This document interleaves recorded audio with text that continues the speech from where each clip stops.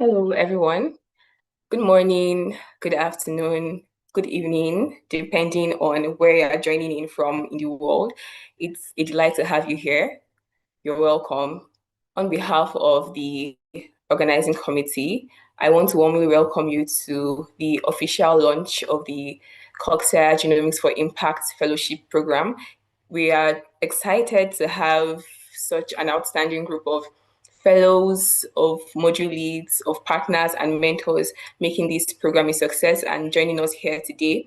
This fellowship represents more than just a program or a fellowship. It's a platform for us to learn, to collaborate, and it's a step towards equipping young Africans with what is required to be at the forefront of genomics innovation and genomics technology, not just within the African context, but within the global context as well. So we are not just standing on the sidelines, but we are making steps to be actively involved in making decisions and carrying out groundbreaking research in the genomics industry within the global context. So that being said, we are excited about the journey ahead of us and the opportunities that this fellowship will create. So thank you all very much for being a part of this journey. We look forward to a wonderful, exhilarating, beautiful ride together. So at this point, I would like to invite Dr. Gladys Zukwe Ibrahim, who is the founder and executive director of CoGSAYR, to give us an overview of what CoGSAYR is about.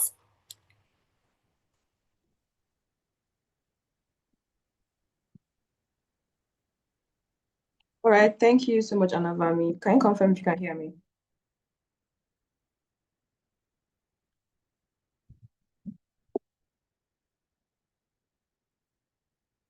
And all right, thank you. So good morning, everybody. I'm super excited. I don't know if you can tell from my voice, but I'm super, super excited to be here this morning. I mean, this is what I would call the combination of efforts that have gone into putting this fellowship together. We've been working on this for, well, from when the idea came about up until now, almost a year. Of course, a few things came in between with other programs and other things that we're planning. But yeah, I'm super excited to be here and super excited, particularly about the cohort of people that we have. We have an amazing cohort of people from all over Africa, and I'm super excited to see what comes out of this fellowship. So my mandate this morning is to give you a bit of an overview of what the organization is about. Just to give a bit of clarity about why we are here and why we are best suited to organize something like this.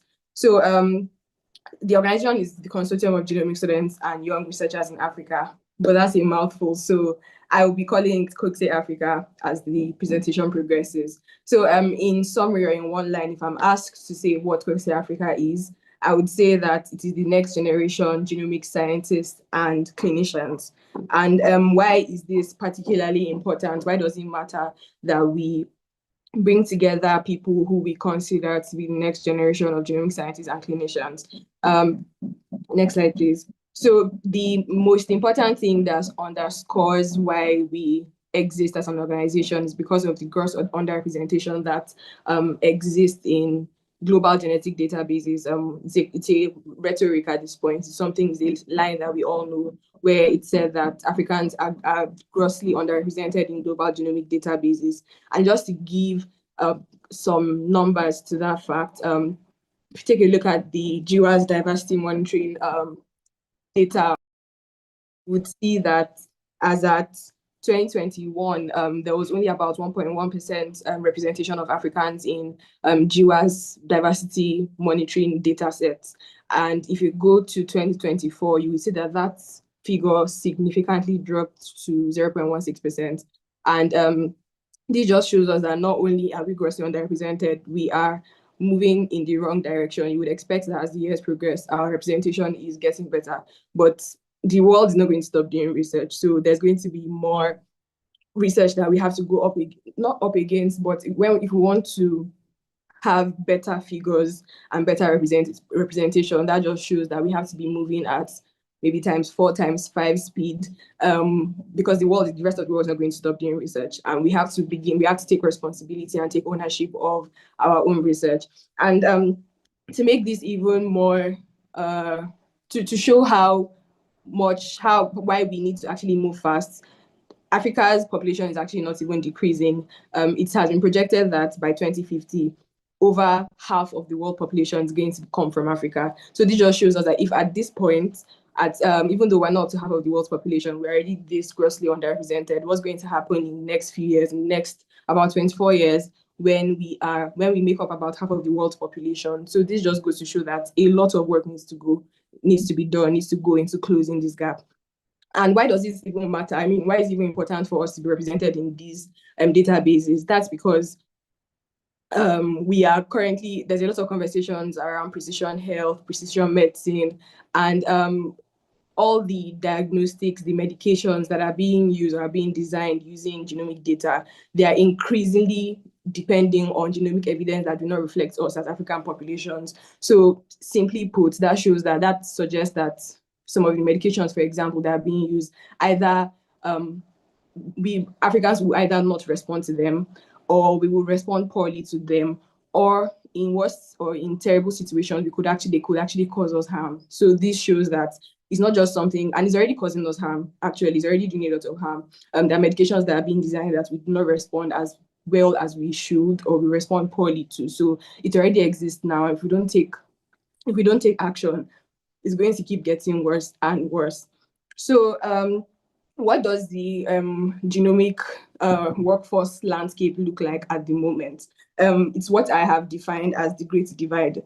On one end, we have renowned genomics experts that are doing amazing work. I mean, these are a few faces that you might recognize. These are pictures from our conference that we held in January, and these are some of the people that we look up to.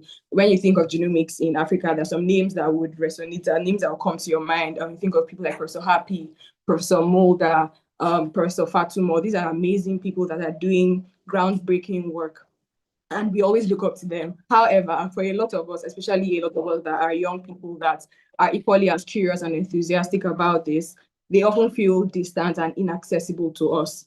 And even when we try to, I'm speaking from experience, when I started getting curious about genomics and I was trying to learn about genomics, it felt like all of the opportunities that existed were not really for those that were starting out. They were not really for what I would describe true beginners that are enthusiastic but do not have the requisite knowledge to get into the field.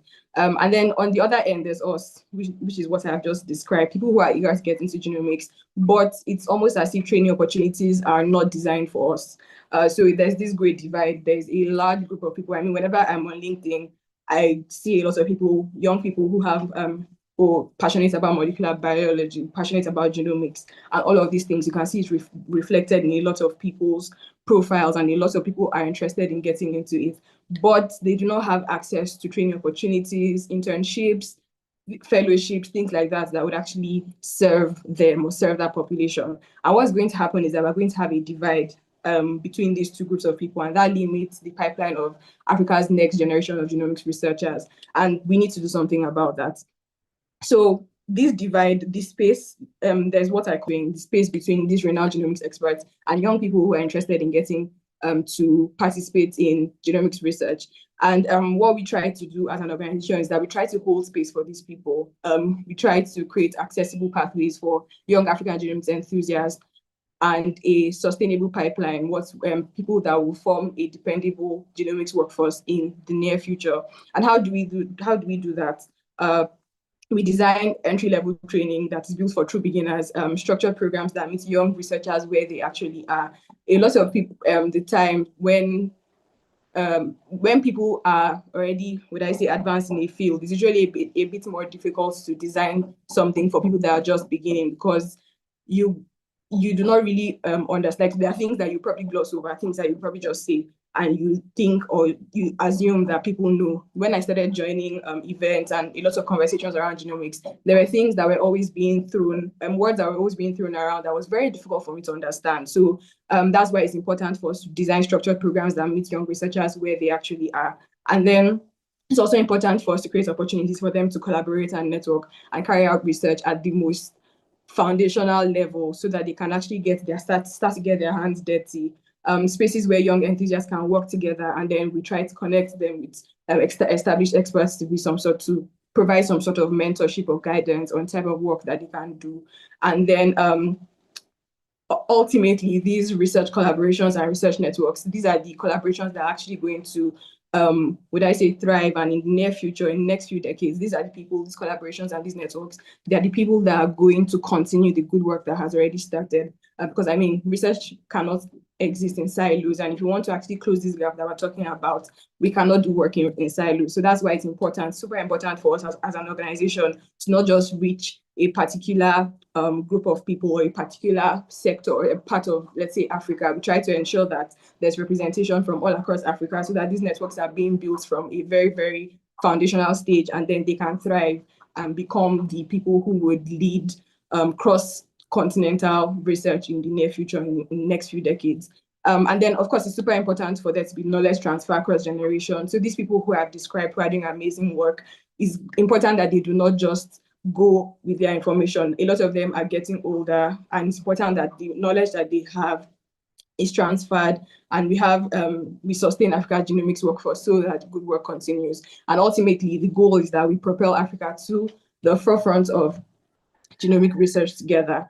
So to give a bit of context about our organization specifically, so CoGSAYR Africa is a group that we've put together, which is a dynamic youth-led collaborative platform dedicated to advancing genomics research, education, and innovation across the African continent. It's important to highlight a few things. They're dynamic and youth-led. So our leadership is made up of young people like us because we're in the center of the problem. We're at the center and at the heart of the problem, which is that we're interested, we're enthusiastic, but we don't have enough resources and we don't have access into the field. So it's important that, of course, we understand that we might not have the technical knowledge, but then we try to create a platform or design programs where we can connect people like us to other people that are trained and are experts. So it's youth-led. At the core of it is by youth and for youth. And it's dynamic because our programs are not static. We evolve. We try, and this as we evolve in response to what it looks like the community needs, because it's a community-led. Of course, there's leadership, but then we're mostly here to serve the community. So what we think the community needs at any given time is what we're going to be addressing. And our vision is that there's a future where collaborative innovation and scientific excellence drive advancements in genomics, fostering sustainable solutions to address regional health challenges and to propel Africa to the forefront of genomic research globally. So I think this just ties together everything that I have been saying. And the mission of how we do that is that we provide a platform where aspiring scientists can thrive, exchange knowledge, and contribute to advancements in genomics for the betterment of Africa and the global community. Next slide, please. So what exactly do we do? Our activities are centered around or revolve around what I would call objectives and then core pillars. Our objectives are four, and that is to inspire, capacity building, enable collaboration, and open access. In terms of inspire, of course, we already know that there's quite a number of people that are interested in genomics already. But then another thing we try to do is to inspire young people, students, undergrads, and people who have just graduated to actually get involved. And how we do that is that we try to make people see the role that genomics plays in their various fields of interest across the life sciences. So it's not specific to a particular field, say medical laboratory science or doctors. There are actually different ways in which every single professional across the life sciences, there are ways in which they can contribute, they can collaborate. If you look at the profiles of a lot of people that are leading genomics research today, they have different backgrounds. You would see people from people that were biochemists by training, people that were doctors by training. So it cuts across the life sciences. So the goal is that we actually make everybody see how they can get involved and get engaged in their various areas or their various backgrounds, for them to see how they can integrate genomics and genomics tools and use of genomics tools and technologies in their work, and then build capacity. I mean, that's why we're here, and that's at the core of what we do. So when we inspire these people, we spark the curiosity. We want to then transform that curiosity into capacity. And we do that by designing foundational trainings like we have just done with this fellowship. And then enable collaboration. I think I've talked about that already. And then open access. And by open access, what we hope to do is to share information about what's going on in the field in ways that are easy for these young people to synthesize. And another thing that we're also trying to do is to see how we can start conversations, say through a podcast, start conversations where we can actually interact with people that are already doing work, kind of see what their backgrounds were like when they were starting out and things like that. And we think that when we actually push these conversations, the young people who are interested can actually see themselves in those places and see how these people doing that are doing the work today, did not just start there today, how they came from backgrounds that are probably similar to where they are now, and they can actually relate to their early beginnings, and then they can be motivated and inspired to also do the same. And then our core pillars, community, education, advocacy. Community, like I said, it's important for us to build a community where people feel like they are part of something. That's the space that we're trying to create for these young genomics enthusiasts. And then train, educate, and then advocacy. So we also try to advocate for these people so that there's more resources, there's more opportunities for them to train, for them to be involved in the work that is ongoing. So what have we done so far? We actually started sometime in 2024, late 2024. And when I say started, I mean that was when we put out a call for people to join us at the very beginning. And the first year for us was really an opportunity for us to see whether people are actually interested in this thing that we were thinking about. And I mean, the response to that was amazing. And it just proved to us that yes, a lot of people are interested and this is actually important. So when we launched, we opened our doors to our first cohort of young African genomics researchers. And at the time, we limited it to just 60 people because we're just starting out and we needed to be sure that people were interested, also develop the capacity that we needed to actually we needed to develop the capacity that we needed to meet the needs of the community. So we had 60 people in 5 interest groups, and those 5 interest groups were major thematic areas where we felt or where we saw that a lot of genomics research is ongoing, and that was cancer, infectious disease, neurogenomics, global health genomics, and epigenomics. And then all of that momentum built up, and then it's culminated at the conference that we had earlier this year in January, and that was also super amazing. We had what we would call the first, the biggest gathering of young genomics enthusiasts in Africa. And what we're able to achieve with that is that we're able to bring the leading voices in genomics in Africa and the next generation of genomics. We're able to bring them together in the same room. And that was amazing. And it did a lot for our people who attended, because I mean, just seeing the feedback from the conference, a lot of people were super excited to be there, and they were happy that they were able to interact with people that they have always looked up to, and they were able to ask them questions at their own level of understanding and not get lost in, let's say, in a crowd of people. For example, if you're interested and you join a conference or an event where it's filled with experts, you might just want to be on your own and you might not really get the best out of the conference. So just giving them the opportunity to actually be at the center, all the conversations, all the presentations, all the panel sessions were focused and centered around how we can train young African genomics researchers. And that was super amazing. We had people join us virtually and in person. Even people from outside Nigeria were able to come. We had about 20 speakers. We had 20 young people also present their work, what they've been able to do. We had beginner workshops that cut across things like infectious disease, pandemic response, and preparedness, cancer, and the likes. And we also had, we were also able to award travel grants to quite a number of people, all our oral presenters and even members of the team, which actually enabled people to be able to access or come for the conference, irrespective of their financial situation. So we're able to provide that kind of support to a lot of people. And we are still building that momentum and still growing. And we are a growing Pan-African network of early career genomics researchers, which is still ongoing and still being built. Next slide, please. So what we're currently doing and what we did after the conference is that we saw that there was a lot of momentum that came from the conference, and we had to tear down our structure and we restructured everything into working groups that would be able to carry the vision of what we are trying to do in the next few years. And essentially, we now have better structured working groups, educational capacity, research programs, communications, and grants and partnerships. And the goal is that these different working groups actually carry these different things that I've highlighted, which ultimately help us achieve our goals. And we will still have interest groups, but then these interest groups are now reorganized around thematic research clusters that are driven by community needs. So what people say they are interested in when they apply to be members, we would select the ones that are recurring the most, and those are the ones that would form our thematic research clusters. Also important to state at this point that membership recruitment is open, closes in about a week. So if that is something that you are interested in, please do well to send in your application. Next slide, please.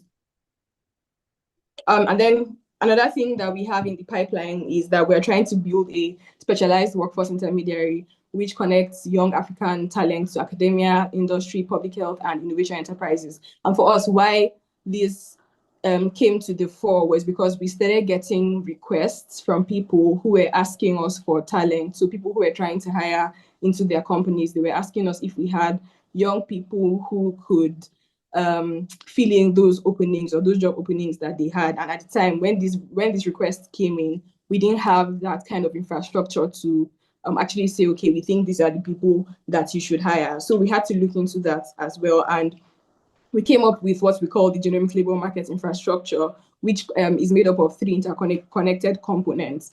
So first is the labor market insights. For us to actually be able to know, let's say, design a talent database, we actually even need to know what the market looks like. So what we're currently doing is that we're analyzing jobs across the industry, the entire genomics industry, from academia, public health, biobanks, and all of the entire industry. We have highlighted those major industries where genomics talent is usually needed, from wet lab, dry lab, operations, project management, all of those things. And then we're trying to systematically analyze them to really highlight or understand or surface the skills and tools and qualifications that genomics employers across Africa actually need. And what that analysis is going to do is good. That is going to inform our genomics talent database. We're then going to be able to understand what the skills and qualifications the market needs, and then we'll be able to create a structured registry of young Africans that actually have those skills and those talents, those tools, those certifications,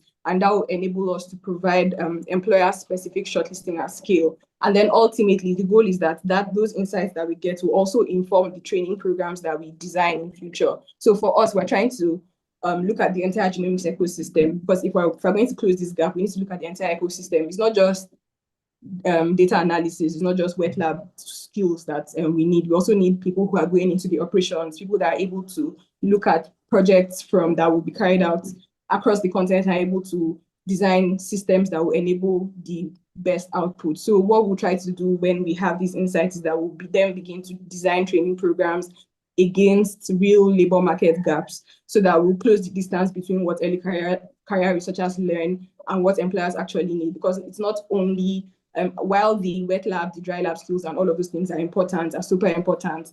Beyond that, there are a few other things that are important for people to also possess, a few other skills that's important for people to possess. And the goal and the big picture at the end of the day is that we are able to build an end-to-end capacity framework for Africa's genomic workforce, which goes from inspiring people, sparking interest in genomics, educating by providing structured training, and then providing real research collaboration for young people so they can get their hands dirty. And then everything that they are doing, ultimately, the goal is that the insights are being translated into impact. So we don't want to just generate data. We don't want people that are only thinking about generating data, but also thinking about, okay, this research that I'm doing, how does it translate? How is it going to impact the general public, the patients at the end of the day? And then ultimately, the big picture or what's going to contain all of these things is that we will then become a workforce intermediary, where all of these people who have been trained through all of these different steps, they are now skilled and ready to be deployed into the workforce. And ultimately, we hope to have a sustainable genomics workforce that is owned and driven by Africa's next generation. Next slide, please. Thank you so much. This just acknowledge a few organizations that have supported us so far. Thank you so much.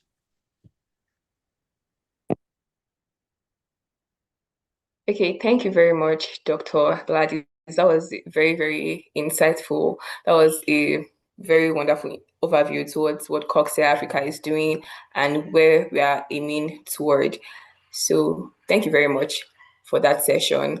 So now we will be having Dr. Farida Brimo, who is the Education and Capacity Building Lead One at CoGSAYR Africa, as well as the program director of the CoGSAYR Genomics for Impact Fellowship, who will be taking us through what the fellowship is about. So, Dr. Farida, you're up now. Oh, thank you, Anavami. And thank you, Gladys, for the walkthrough on what CoGSAYR has done so far and who we are. Before I start what I'm supposed to talk about, which is the CGI Fellowship, I noticed that some of my teachers are on the call, and the Nigerian in me would like to acknowledge them. So I know Professor Folari Onikepe, who is one of our faculty advisors, is here. Thank you for joining us. And the model leads who we've worked with the past couple of months to put together this fellowship, a few of them are on the call. So we have Dr. Samson Adeyemi, who has been with us since even before 11 a.m. West African time. We have Dr. Stanley Otobo, Dr. Kiz. Thank you for joining us, and thank you for going on this journey with us. It has been a very long time coming. So what is the CGI Fellowship? Why are we here today? We are, here to launch this program, which we have. It has been in the works for a long time, and we've put a lot of effort and time in planning it. And it's, like Gladys had said, one of the roles or one of the mission of CoGSAYR is to advance genomic science in Africa. We've all heard that we're underrepresented, and so this is one of the ways we're trying to do that. So the CoGSAYR Genomic for Impact Fellowship is a foundational training. It's basically just opening a door for people who want to go into genomics and showing them that this is the pathway you could take, and these are the things or how genomics affects or can be used in your field. And that's what this fellowship is for. It's foundational, so it's an introductory learning track. And what it does basically is provide a structured learning platform for people who are about to start their career in genomics. And so we have a learning track that is structured in such a way that would have expert-led modules, which are basically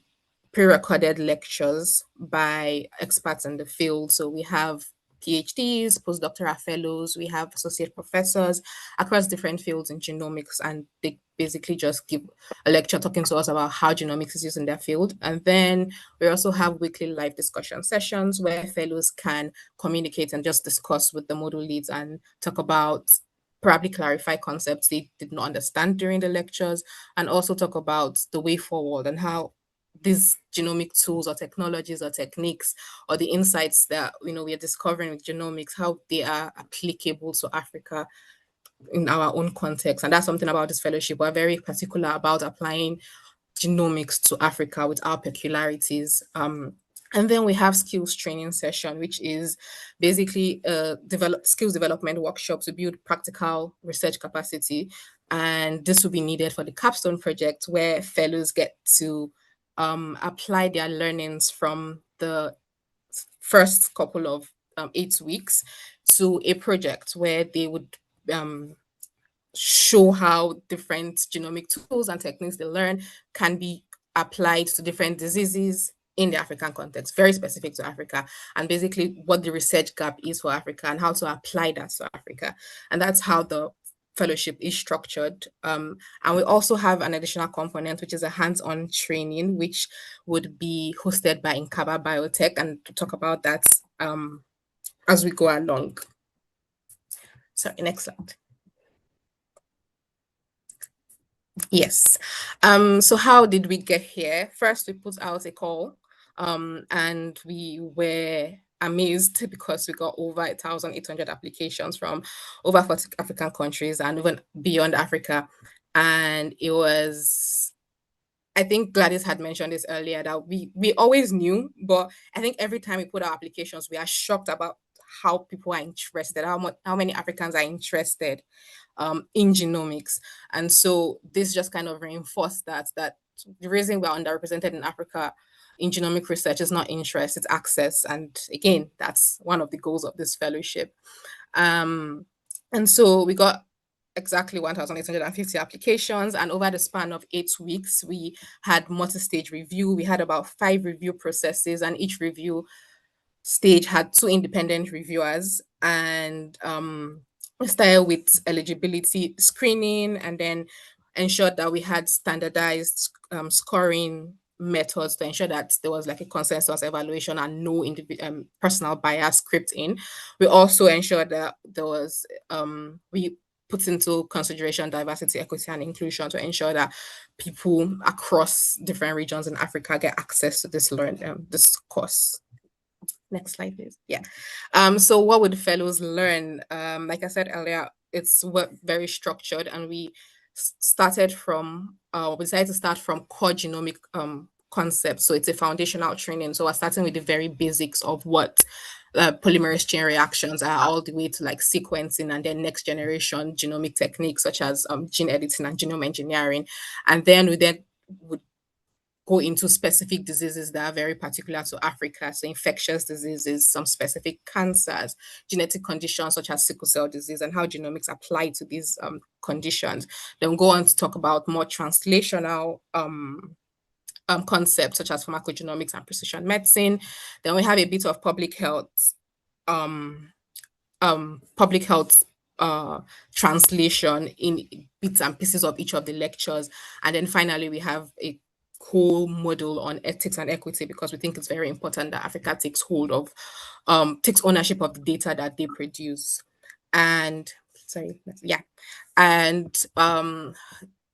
I would have to honestly acknowledge all the module leads. This would not have been possible without every single one of them accepting to put together a very, very, very robust curriculum for each of the modules. I'll start with Dr. Kayode, who led the module on genomic tools and genomic tools and technologies. And in my own personal opinion, it's one of the most detailed lecture I've had on that topic. And then we move on to Dr. Stanley Otobo, who would take the fellows through genome engineering. And I'm personally biased to gene editing and genome engineering. I feel like it's the future. So it's one of my favorite modules. And then we had Dr. Idowu Olaoye, who took the fellows through understanding genomic data, and he breaks down basic concepts and processes in bioinformatics pipeline that is easy for anyone to understand, no matter what level you are in genomics or bioinformatics. And then we have Dr. Paulo Luniyi, who leads the genomics of infectious disease module. And I think we all know how infectious disease is very important in African context, and it breaks down different principles of infectious disease all the way to vaccine design and how genomics informs that. And then we have Dr. Oyeshola Ojewumi, who takes us through genomics of other diseases. Yes, as Africans, we focus a lot on infectious disease, but there are other diseases such as non-communicable diseases like hypertension, diabetes, and how genomics informs the treatment of those diseases. Then we have Dr. Aisha Oladipo, who is graduating from the University of Oxford today, so congratulations to her. And she takes us through genomics of cancers. And this particular module is very interesting because she takes us through how genomics informs cancer care and what we can do as Africans to implement this in our healthcare system. Then we have Dr. Keys, who takes us through epigenetics, which I think is a whole field of genomics, because you go from the sequences to what is above the sequence, like literally. And I think that's also one of the my favorite modules. We have Dr. Samson Adeyemi, who then takes us down the translational lane. So you've learned all these things. How does that then inform patient care? And then takes us through pharmacogenomics and precision medicine. And I'm personally very excited to see which of these 2 principles fellows feel like would be most applicable to Africa. So just let me know when you get to that lecture and what you think. And then taking us home would be Mercury Shitindo, who is the Executive Director of Africa Bioethics Network.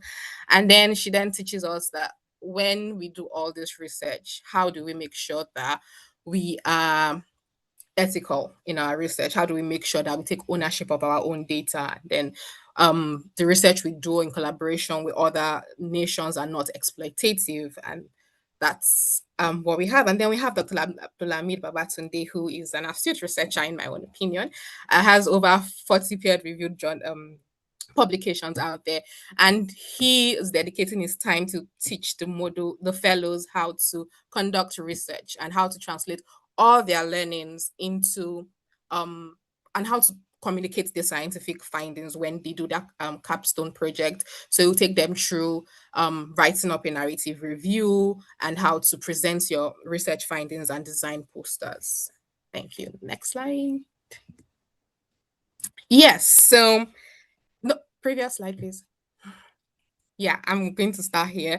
So first of all, I would like to, before I close up, I think I know Anavami would mention and give a spotlight on the team, but I personally would be doing the team a great disservice if I don't say this personally. I worked with the most amazing people. I know say I'm program director, but I had the most amazing team putting this together. And every single person on the team pulled their weight. I remained sane during this past couple of months because people were doing what they were supposed to do, from the coordination to communications to designing the academic content. So I'd like to give a big shout out to every single person on the team, from the academic coordinators to the liaison officers, the module lead liaison officers to the fellows liaison officers, our publicity officer. I think we've seen how wonderful we had, so many lovely designs and kept everybody abreast of what was going on. And the teams behind the scene that we've really not seen how much effort they've put in, from technology officer to the partnership coordinator. Quite a number of people who worked, and then monitoring and evaluation officer, our wonderful monitoring and evaluation officer. Quite a number of people who worked behind the scenes to make this possible, and I'm very grateful to all of them. Also grateful for the CoGSAYR Africa team and the executive team, who all also worked together with me on this fellowship to make sure it was we got here today. And then also our module leads, again, thank you very much to everyone, because I know everybody is busy, and taking up time from your busy schedule to actually put this together with us is a very great sacrifice, and we're really, really grateful for that. Next slide, please. And lastly, we would also like to thank Inkaba Biotech. They've been with us since the fellowship, the planning of the conference days, and they have, I would like to personally thank Dr. Lukman, who has personally believed in our vision and mission. And when we reached out to them to train some of our fellows with hands-on genomic skills, they were very, very happy to do that. And we're very grateful to everyone on its team, Mr. Lukman, and I think Ms. Kwasi is on the call as a representative of Inkaba Biotech. I am very grateful for them and how much effort they've put into also helping to, yes, to improve genomic research in Africa. And then lastly, to all the fellows on the call, thank you for signing up. We won't have a fellowship without all of you. And everyone who joined this launch, thank you all for being here. And yes, that's all from me. Thank you. Thank you very much, Dr. Farida. That was just lovely. Thank you for giving us insights into the fellowship, what we have done over the past few months, and what we expect to have later on. And thank you for thanking the organizing team, and thank you for your wonderful leadership as well. So now we will be having we'll be having a session from the representative of our partner, which is Inkaba Biotech. So we will be listening to Miss Rosalind Kwasi, who is Capacity Development Manager at Inkaba Biotech. And Inkaba Biotech is an organization that carries out biotechnology research and molecular diagnostics in sub-Saharan Africa. So Ms. Rosalind Kwasi, we'll have you now. Thank you very much. All right, thank you. Yes, I can hear you. Yes, I can hear you, but there's some background noise. Yes, I have to go somewhere, so it's probably need to be and I'll try to step up. hear your background. I'm trying to be very brief, stick to just before we go married, we are living in an extraordinary scientific era where genomics is rapidly transforming how we understand. Sorry, Ma, we actually can't really hear you. Your voice sounds muffled.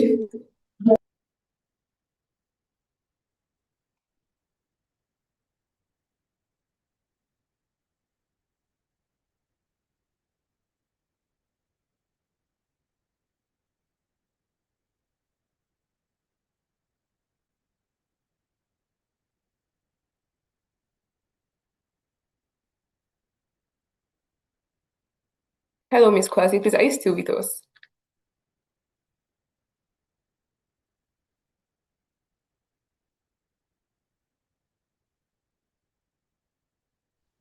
Okay, can you hear me now? Oh, yes, I can hear you now. It's much better. Okay, so you just permit me somewhere, so there'll be a bit of background noise. Okay, thank you very much. So I was saying that we are we are in a fast-growing environment, and genomics is gradually transforming how we understand disease, develop medicines, improve food systems, track outbreaks, and understand human history. But unfortunately, with how rich the African genetic diversity is, there is still underrepresentation of the African setup or Africa as a whole in global genomic research and data sets. Um, Interestingly, remarkable things are happening across the continent, and we are seeing growing sequencing capacity, expanding biotech ecosystems, more Africa-led research, and increasing investment in scientific talent. But as interesting as these seem, no single institution can actually do this alone. And that's why there's a need for collaboration, there's need for partnership, and there's need for such fellowships as the CGI fellowship. So I'll be speaking specifically on the importance of collaboration in advancing genomics in Africa. I'm also going to be talking about INCABA's role as a supporting partner in genomics and capacity building within the broader African scientific ecosystem, and how we can strengthen African scientific infrastructure for the future. So why is collaboration important? Why is it necessary? So like I said before, that the African genetic diversity. It's actually very rich. It's about the richest in the world. And still, there's an underrepresentation of the data sets from Africa. There's underrepresentation of research from Africa. There's underrepresentation of the things that happen in Africa, unfortunately. So one of the reasons why collaboration is important is this collaboration enables African scientists and institutions to generate larger, more representative data sets that reflect the continent's populations and health realities. We all know that if our information is not out there, there are realities we cannot access. There are so many things that still remain unknown about Africa. So another reason why genomics is important is genomics is in itself is too complex for just one person to handle, or one institution or one organization to handle. Modern genomics requires advanced sequencing platforms, bioinformatics expertise, data storage and computing infrastructure, skilled personnel, laboratory quality systems, regulatory and ethical oversights, and reliable supply chains. And I said before that no single institution can do that. And that's the reason why collaboration is essential. Partnerships allow us to share expertise, pool infrastructure, standardize protocols, reduce costs, accelerate discoveries, and build stronger regional networks. So instead of isolated centers of excellence, Africa needs interconnected, scientific ecosystems. So I've just highlighted in a few things that we require, because without, imagine how much it will cost for just one institution to say, for instance, the CGI fellowship to handle everything that it requires from start to finish. I'm sure putting this together would have been very expensive. aside the voluntary aspects and the support from different institutions, I think that all of this wouldn't have been possible without collaboration or without reaching out to individuals or institutions that would have been helpful in the process. So also collaboration improves public health preparedness. The COVID-19 pandemic clearly demonstrated So the COVID-19 pandemic clearly demonstrated the value of scientific collaboration. African researchers played major roles in pathogen surveillance, genomic sequencing, variant identification, data sharing, public health decision making. Scientists across multiple African countries collaborated rapidly and effectively under difficult circumstances. The COVID-19 pandemic was one very, very challenging situation for Africa.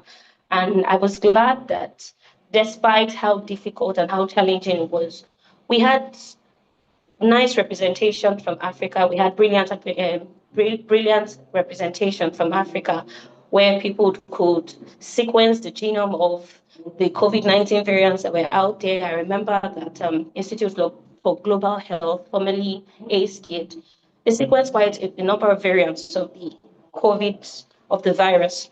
And yes, so that was by collaboration, and I think that's something collaboration and partnership will also help us do.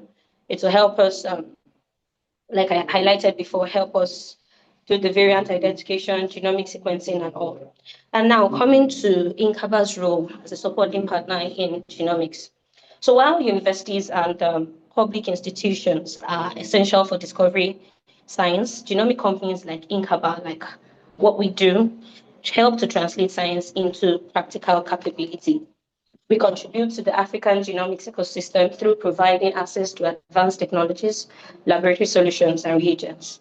Technical expertise, of course, intensive training programs. Recently, we started a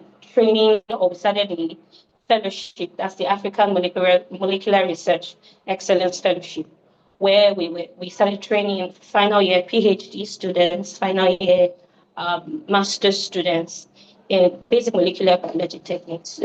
We are trying to bridge the gap between theory and practical. We know that Africa, Nigeria to be specific, I hate to say this, but that's the reality, is a resource poor setting.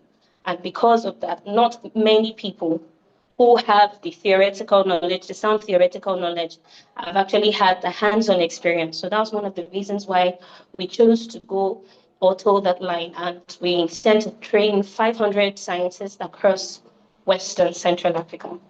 So because another issue we have considered is the fact that some of the challenges we face you remember that at some point in Africa, or even in Nigeria to be specific, samples were sent across to other parts of the country, or to even outside Nigeria, outside Africa, to Asia, to Europe, to US and all. And these things were very expensive. Imagine having to ship your samples to UK, for instance, and you have to pay for sequencing, pay for shipping and all. So that's another thing we started doing. We decided to localize our services. We started sequencing, and that reduced turnaround time to a large extent. So it also reduced delays in research output and reduced the gap between expertise and yeah, basically. So today, our company is helping to localize these capabilities, like I said, across the continent. We are supporting with next generation sequencing, PCR and qPCR technologies, genotyping services, bioinformatics tools and services, molecular diagnostics, laboratory automation, and technical support and maintenance. It's also something we do beyond us supplying reagents, supplying laboratory products, consumables, and all. We also try to support the researchers or the scientists around us. We do trainings, like I said before. We also have sessions with laboratory staff, laboratory management, just to ensure that we strengthen the expertise of people we have in Africa.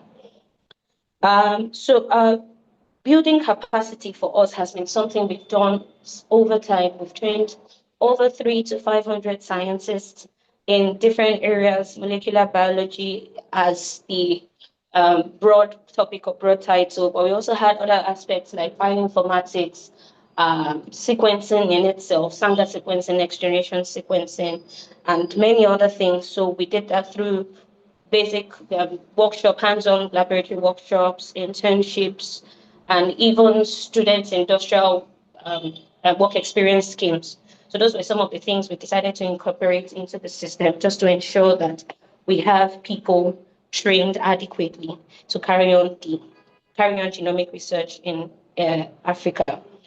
I spoke of collaboration earlier, and I also mentioned that we collaborate with institutions as we are collaborating with you today. We have collaborated rather with many other institutions to train their staff, to train students, and even to assist with research so that it's not just in abstract, so to say, it's actually hands-on and the results are reproducible and relatable.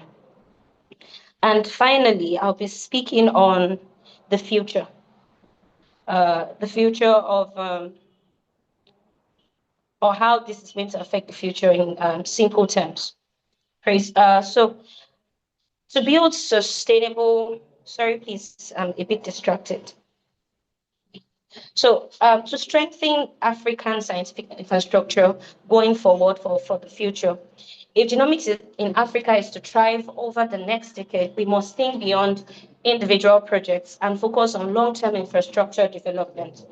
Like I said, we are in Africa and not many laboratories, I may be wrong, but I think based on the exposure I've had, not many laboratories have what they need to generate the results that will, should I say, compete in the international space. So one of the things we need to consider is invest in regional centers of excellence. I always like to celebrate the Institute for Global and Genomics Health, one who has stood out in so many areas that we have thought were impossible. So not every country needs to duplicate rather every scientific capability. Instead, Africa should strengthen regional hubs that provide sequencing services, bioinformatics support, specialized training, data repositories, advanced analytical expertise. So regional collaboration reduces costs while increasing access and efficiency. Importantly, these hubs must remain connected to local institutions and national priorities. So another thing is to build sustainable funding models. One of the greatest challenges African science rather, is that it is dependent on short-term external funding. We get funding from different institutions. We have the Bill and Melinda Gates Foundation, for instance. We also have many of them like that, the medical research council grants, something like that. So there are grants that we rely on to sustain these things that we do, the genomics setup in Nigeria, in Africa rather. So however, long-term scientific growth requires stronger domestic investments from governments, private sector partners, philanthropic organizations, venture capital ecosystems, development finance institutions. So scientific infrastructure actually requires sustained investments in equipment maintenance, data systems, staff retention, research continuity, innovation ecosystems. So while we consider being funded, we also need to look at where funding is going into. If people acquire equipment, they have to maintain those equipments. If people acquire or if they have staff, they have to ensure that the staff are fine, the staff are happy to do what they need to do. And that way, funding has to be long-term, and it doesn't just have to be from external bodies or international institutions. We have to consider funding from government, philanthropists, as much funding as we can get. We also need to strengthen bioinformatics and data infrastructure. So sequencing capacity across Africa is improving rapidly, and that's the truth. But sequencing alone is not enough. The future of genomics will depend heavily on data analysis, artificial intelligence, machine learning, cloud computing, secure data governance. We need greater investment in bioinformatics training, high performance computing, internet infrastructure, data storage systems, ethical and regulatory frameworks. African genomics data should also be analyzed and governed with stronger African leadership. Data sovereignty and ethical stewardship will become increasingly important. Finally, on this note, I think we also need to promote intra-African collaboration. Too often, African institutions collaborate more easily with partners outside the continent than with neighboring countries. We need stronger African scientific networks, and these include shared research grants, cross-border studies, student exchange programs, harmonized regulations, shared biobanks and databases, pan-African conferences, and innovation platforms. So scientific collaboration within Africa must become easier, faster, and more sustainable. So in conclusion, genomics has the potential to transform Africa's future, but technology alone will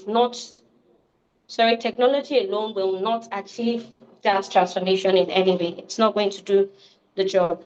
So progress will depend largely on collaboration between scientists, collaboration between countries, collaboration between the academia and the industry, collaboration between governments and innovators, collaboration across generations. Older generations, younger people are coming up in the scientific space or in the genomic space. And we have older people who have gone ahead and are doing brilliantly. So it's nice to collaborate with them and just not stay in our niche and believe we can handle things ourselves. So Africa possesses extraordinary scientific talent, unique genetic diversity, growing innovation ecosystems, increasing technological capacity.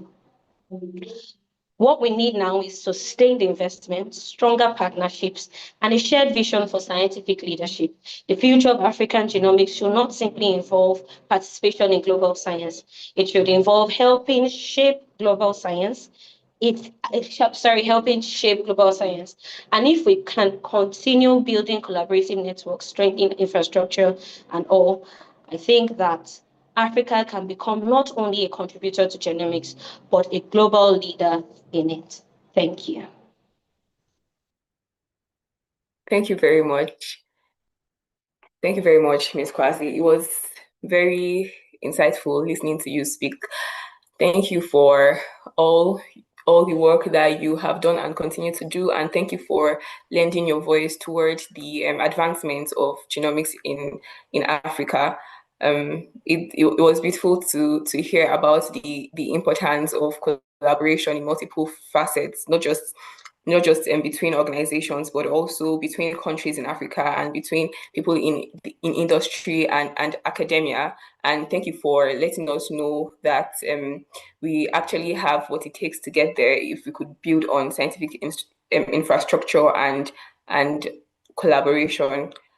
Thank you very much for speaking on behalf of INCABA and for partnering with us. So now we'll be having the official unveiling of our fellows, and that will be taken by one of our mentors. So that will be taken by Professor Folarin, who is one of our faculty advisors at CoGSAYR.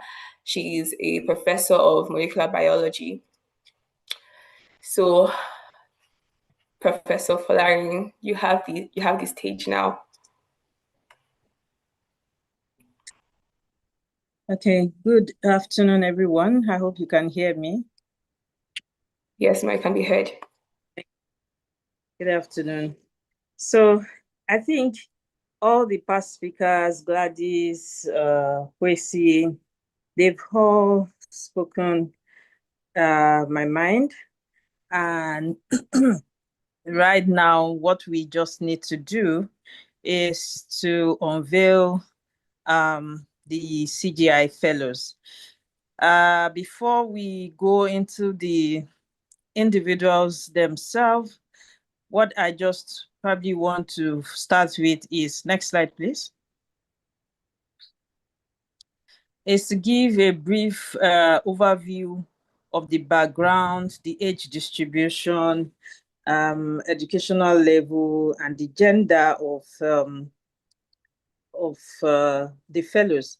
So the fellows come from a broad background, as stated by Gladys in our introductory statement.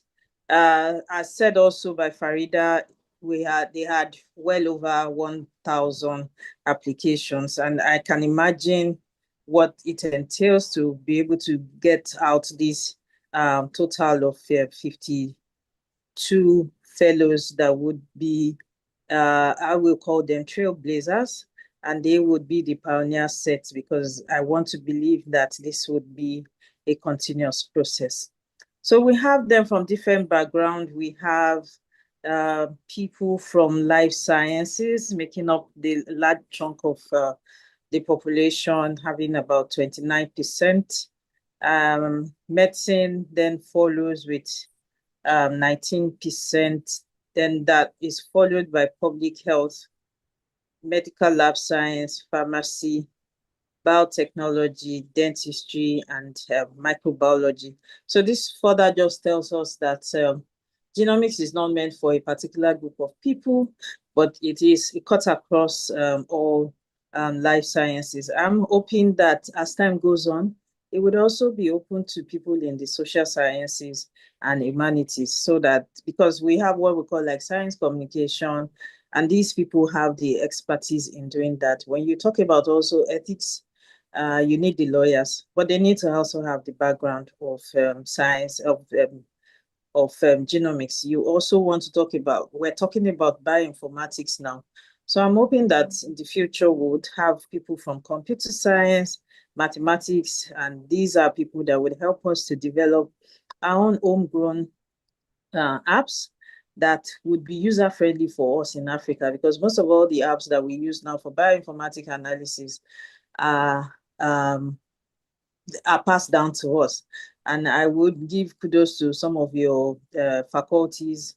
We have the likes of Idowu, who actually developed an app for bacterial genome sequencing analysis, and many more of them are like that, doing that. And these apps are meant for us in Africa. So we look forward to having more of that. In terms of the educational level, we have fellows who are at their postgraduate level, forming 14% of them, undergraduate 18%, and then we also have the early career professionals, 29%, and lastly, we have recent graduates who are trying to find their feet into, okay, so what next?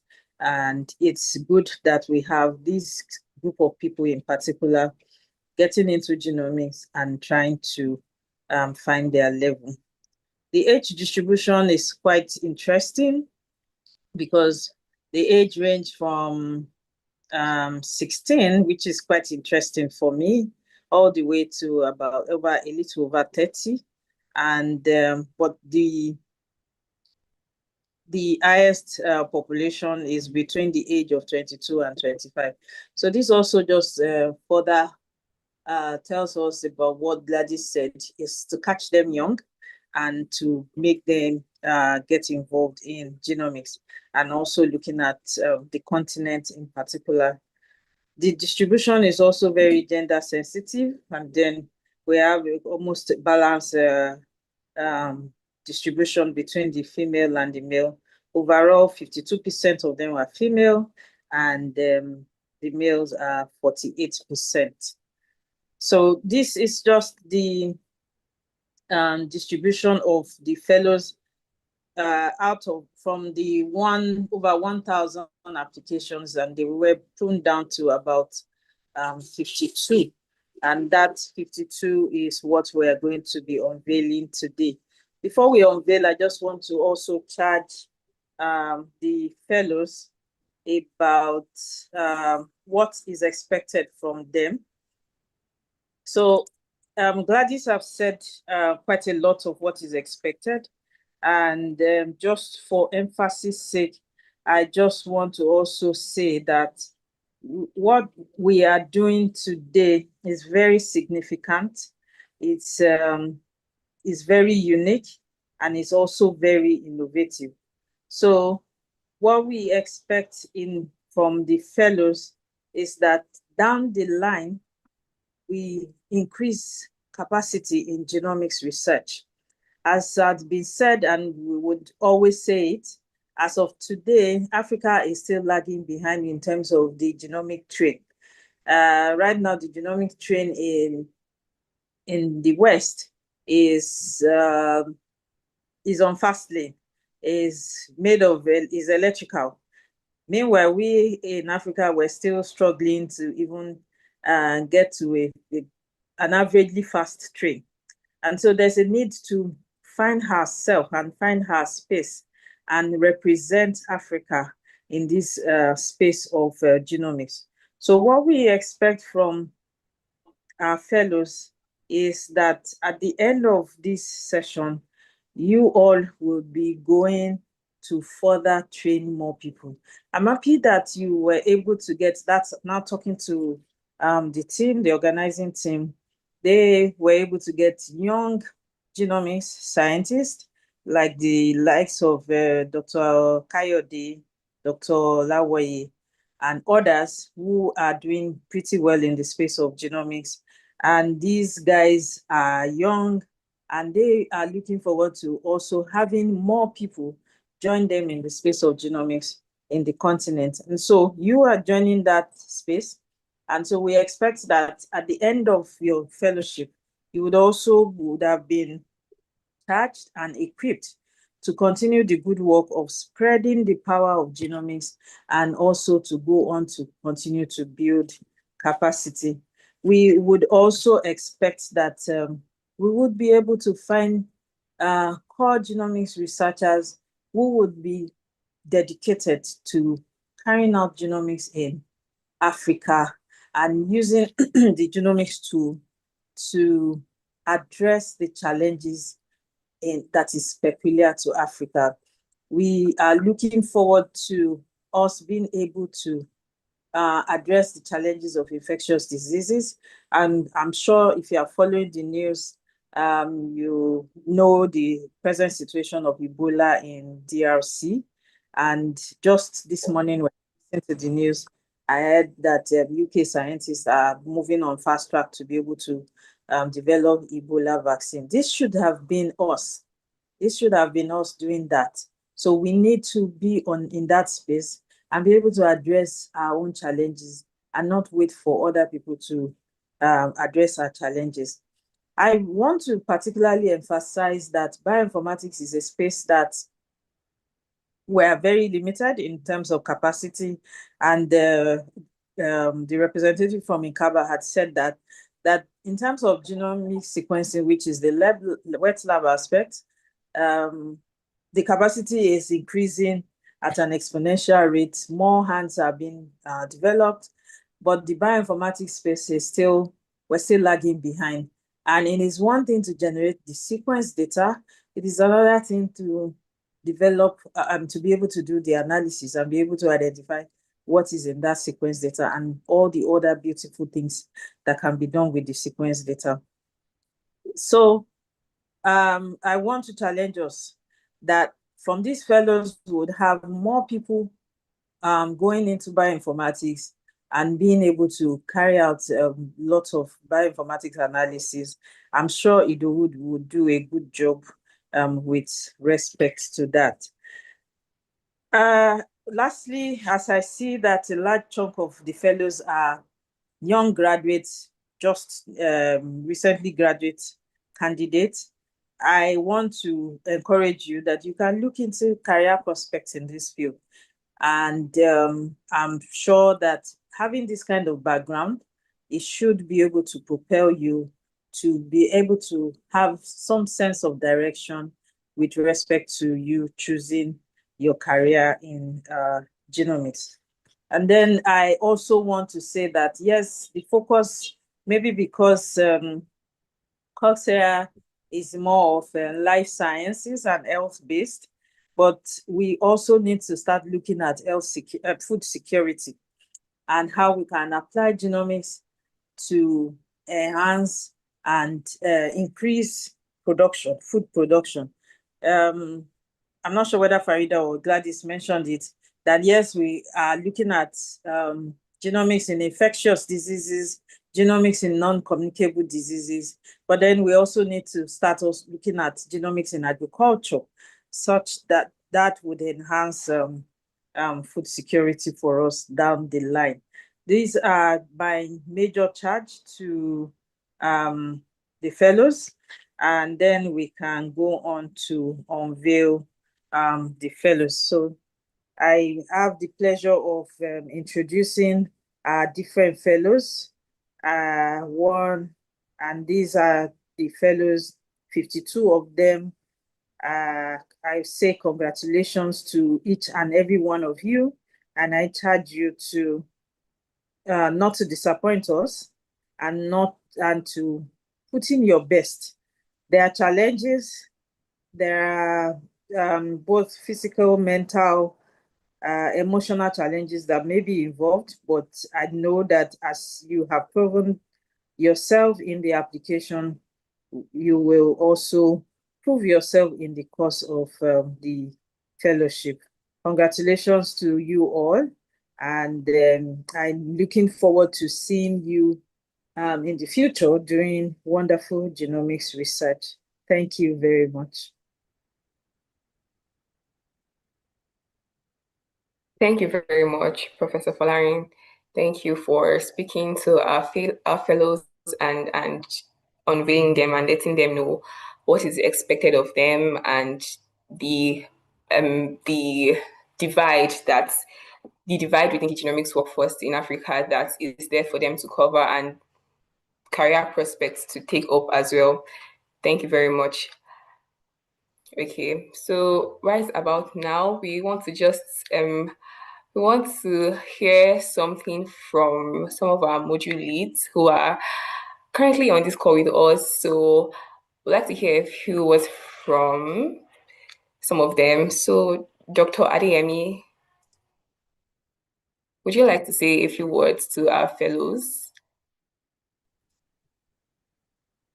Okay. Good morning from this side. I'm happy to be here. And it's quite interesting seeing the great potential that lies ahead of us in Africa. Africa has risen, and I'm so excited, particularly for what is happening and the future that is ahead. Such a privilege to be here and to see what is happening and what lies ahead. I want to particularly congratulate and thank the organizers, those that put this together, the vision. Listening to Dr. Gladys give us the mission and the vision of the consortium actually gladdens my heart and again encourage my heart that Africa has risen.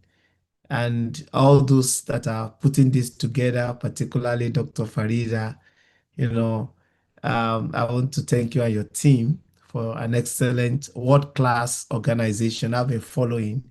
And I must say I'm quite impressed. And for the those that are coming in, I want to say it's a tough selection actually, right? And that you have been given a space, like Prof just said, only Prof. Folari, you should maximize this opportunity that you have been given. You are the first set. Hopefully, there will be a number of people that will still be coming in. So maximize it. The group of experts that has been sought after across the world, they are there to help you. So maximize the opportunity. Particularly, I'm looking forward to the capstone project. I want to see us going into action and going to translation rather than just getting a theoretical understanding. Thank you once again for this opportunity. I want to particularly say that I'm grateful for giving this opportunity to also be part of what is happening in Africa. And of course, to the ends of the earth, I'm really happy and want to see the great thing that is going to come up.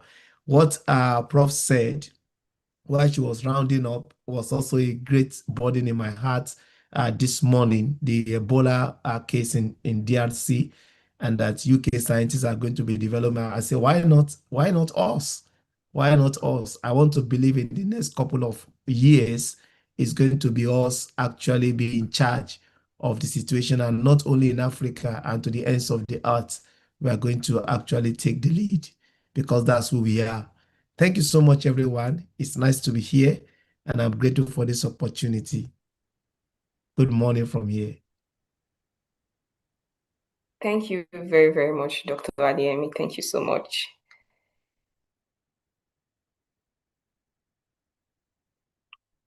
All right. Thank you for giving towards this fellowship. Thank you for just pouring into us. It's a privilege to have you as one of our module leads and giving towards the genomics journey that young people are embarking on towards learning and capacity building. And it's just an honor to have you here and have you be a part of this. And the team is saying that we are very thankful. So also we have here Dr. Otobo. I don't know if I'm getting the pronunciation correctly, but Dr. Otobo, we also like to hear a few words from you. Oh, thank you very much. Yeah, you got the pronunciation right. Yeah, so good afternoon, everyone from here as well. And I wouldn't really say a lot though, but just to say thank you. Firstly, thank you to the organizers of this fellowship. To me, it's probably like by far one of the biggest genomics initiative coming out from Africa. And it's a good thing to say that it's probably youth led, and it makes me excited about the future of genomics in Africa. And also just to say a big congratulations to all of the fellows. Out of more than 1,800 applications, you guys all made it to the stage, and so you should be really proud of yourself. And just looking at the amount of work and the amount of information and knowledge you hope to get out of this, you should also be happy and excited about what lies ahead for you. Just maximize this opportunity, learn as much as you can, and of course, the future of genomics lies in your hand as much as our hands as well. So don't take it for granted. It's a good opportunity for you to make good contacts. You might need them after this fellowship. So don't just rely on your own path. Try to network as much as you can as well. Reach out to your fellows as much as you'd also reach out to the module leads. And I hope that I'll probably see some of you at some point. And again, thank you again to the organizers, and all the best to all of you. Thank you so much, Dr. Otobo. Thank you for giving, and thank you for your kind words, kind and insightful words. Okay, now we'd like to hear from you, Dr. Keys. We'd like to hear a few words from you. Please, Dr. Keys, are you on the call with us? Okay. Okay, I don't think he can. I think he can't speak at the moment, so that's good. So we'll want to hear from Dr. Abdulhamid Babatunde. He's also here with us, and he'll be facilitating the skills training session on research. So Dr. Babatunde, we'd like to hear a few words from you for the fellows. Thank you very much for putting me on, Gladys. So I'm very happy to join this fellowship and to take a session on research. I look forward to the session, and I hope everyone take the best use of this opportunity and try to leverage on it to do more things and key to the mission and vision of CoGSAYR. And I look forward to the output, and hopefully people getting to present their research and their programs in different conferences.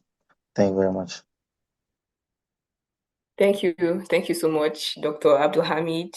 Thank you for making out the time to give back and share from your great well of knowledge. We are very grateful to have you do that for us. So all right. So at this point, we want to shed or move the spotlight to the organizing team of the fellowship. So here we have the members of the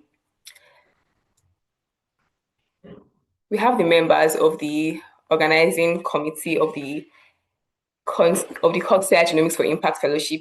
So this team has worked tirelessly and consistently over the past few months to make this fellowship a reality and a success.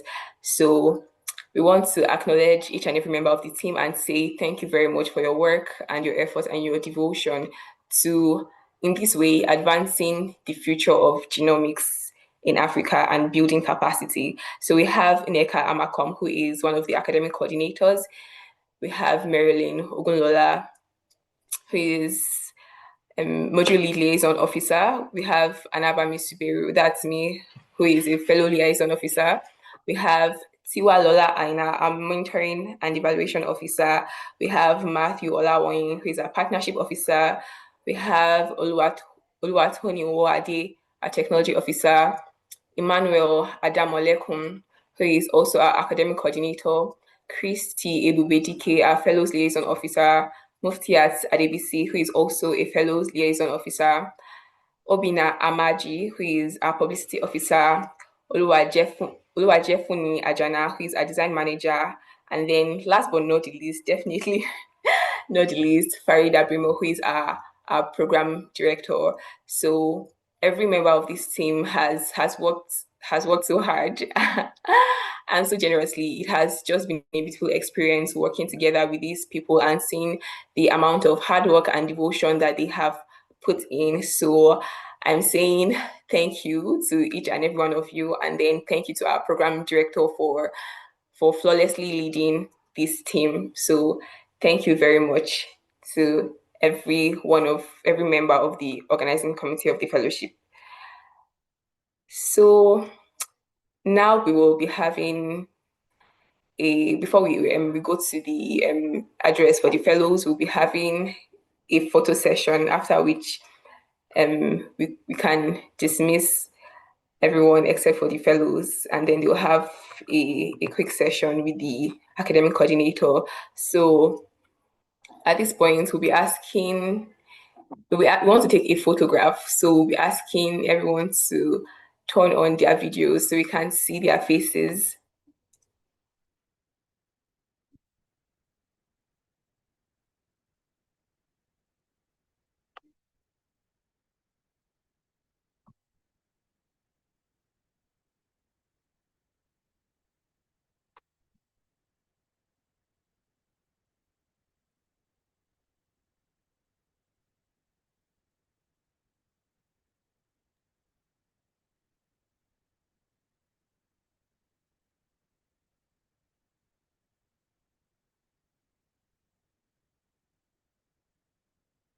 Okay.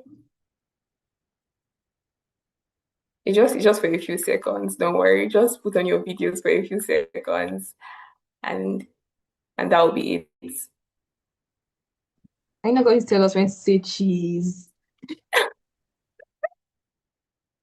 Okay. Do you want to tell us when to say cheese? I think Juwon should tell us because she'll be the one taking the picture. Hi, Juwon. Are you ready?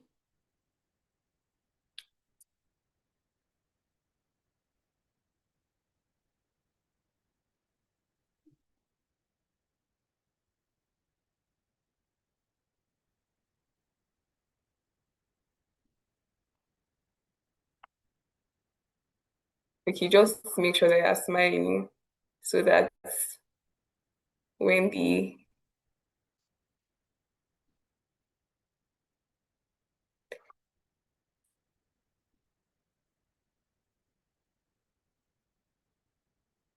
okay, thank you very much, everyone.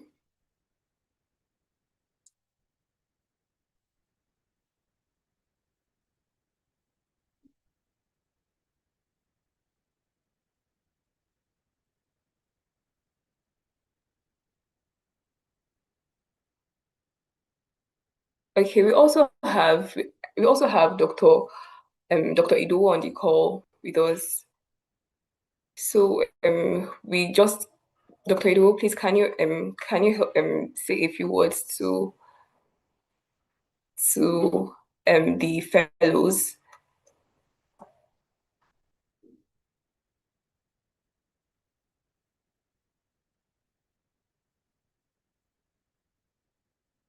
Okay, I don't think he can. I don't think he can speak now. Okay. Okay. All right. So thank you very much, everyone, for being here. It's an amazing journey, and the team is very, very grateful to everyone that is contributing in their own way to make this a success. Okay, Farida.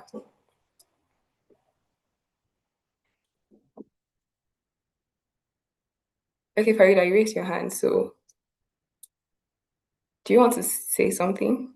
Yes, thank you very much, Anavamia. Thank you everyone for joining. Before we end the call, I was just we also have the teaching assistants for this fellowship. I think it's on the next slide.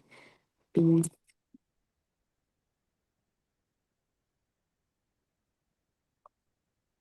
Yes, yeah. So we have three teaching assistants who have agreed to go on this journey with us and also help our fellows to navigate the course content as much as possible. And so we're so very, very grateful that they have decided to join us on this journey. So we have Victor and Mecca, we have Omoleye Faith and Love Blessing. Thank you very much for joining us.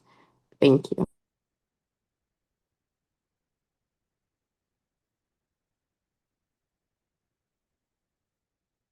All right. Thank you, Farida, for moving the spotlight to our teaching assistants. So thank you very much, everyone, for being here. We would like to kindly dismiss the rest of the members on the call. We will only want to speak to the fellows. So only the fellows can remain for their welcoming address. Thank you very, very, very much, everyone, for being here and for making this a success. It's so good to have you be a part of this. Thank you all.